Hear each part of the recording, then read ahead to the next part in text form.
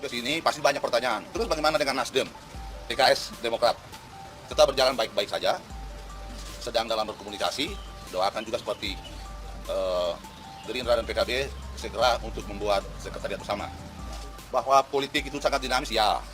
Semua kemungkinan juga akan bisa terjadi, ya.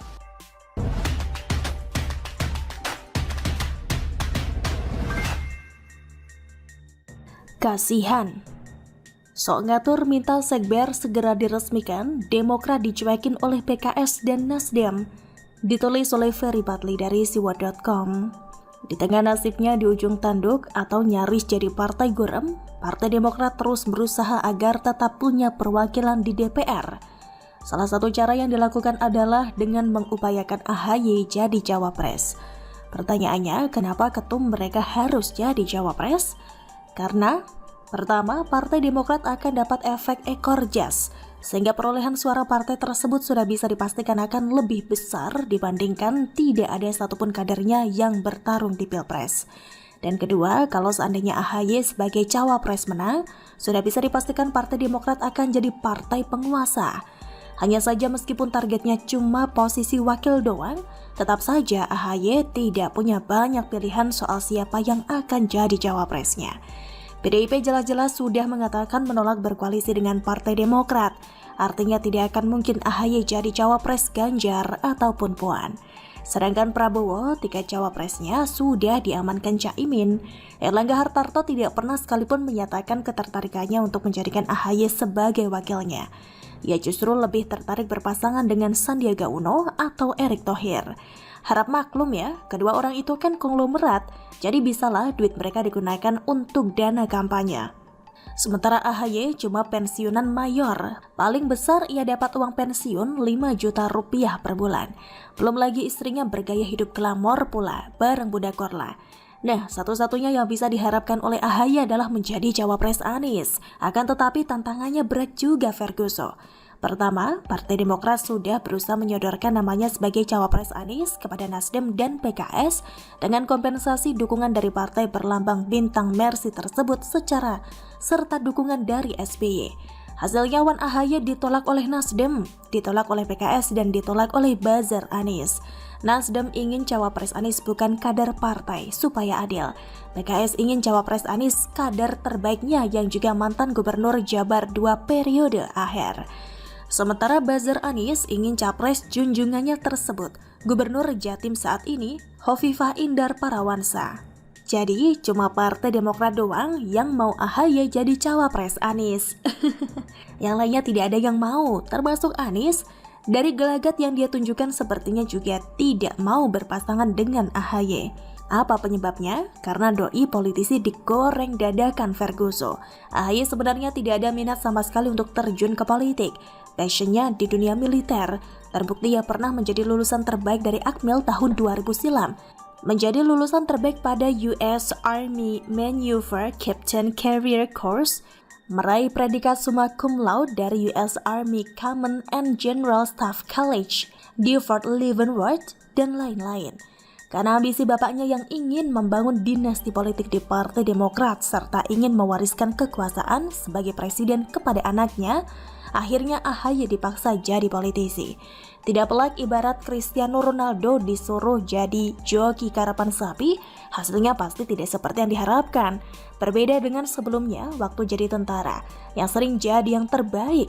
Ketika terjun ke politik dan mencalonkan diri sebagai gubernur DKI, AHY langsung gagal di putaran pertama. Kemudian saat ia ditunjuk jadi ketum Demokrat, nyaris dikudeta oleh kader partainya sendiri. Karena mereka tidak suka dengan cara licik yang dilakukan oleh SBY, menjadikan anaknya sebagai ketum partai tersebut.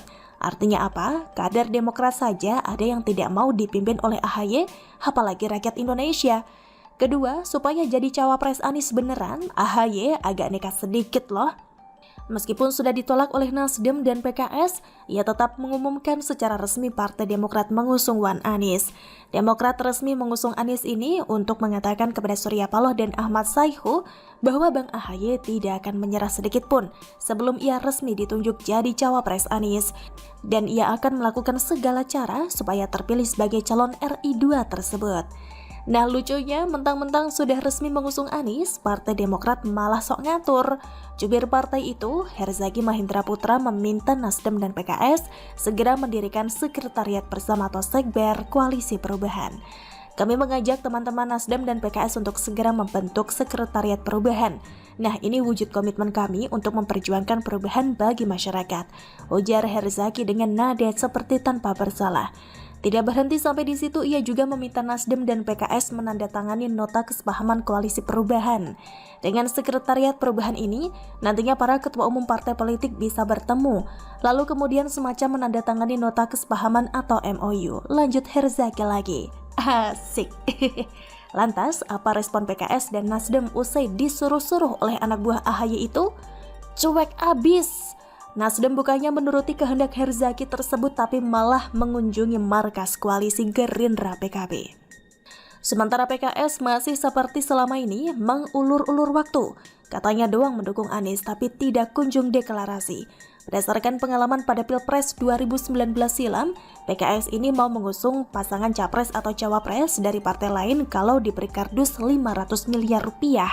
Jadi, bisa saja tidak kunjung deklarasi mendukung Anies itu penyebabnya karena nota kesepahaman logistik belum disepakati. Sama sekarang mana ada makan siang gratis, Ferguson. Partai dakwah juga butuh duit. Terakhir apa yang dapat disimpulkan? Nasdem harga mati tidak akan mengusung AHY sebagai cawapres Anies, dan PKS bisa saja mau mengusung Anies AHY dengan syarat yang sangat berat alias berat di ongkos. Jadi daripada terlalu berharap akhirnya gagal, mending AHY gak usah deh ngarep jadi cawapres Anies lagi. Masih banyak kok peluang lain yang bisa diambil. Salah satunya adalah nyalon Bupati Pacitan. Kalau AHY nyalon Bupati Pacitan, meski tanpa didukung oleh PKS dan Nasdem, mudah-mudahan menang. Bagaimana menurut Anda? Simulasi 10 nama dan simulasi 3 nama. Nama Ganjar selalu jadi yang tertinggi. Diikuti pesaing terkuatnya Prabowo Subianto dan Anies Baswedan dengan jarak paling tidak sekitar 10%. Menjadi 3 nama. Kalau simulasi 3 nama, maka Ganjar unggul sekitar 10-12% dibandingkan pesaingnya nomor 2, yakni Anies 24,2%.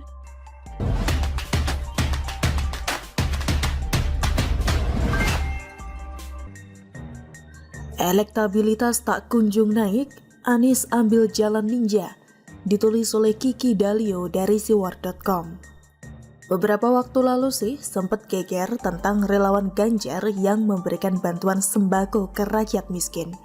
Menimbulkan opini publik hingga fitnah yang merajalela terlontar untuk Ganjar.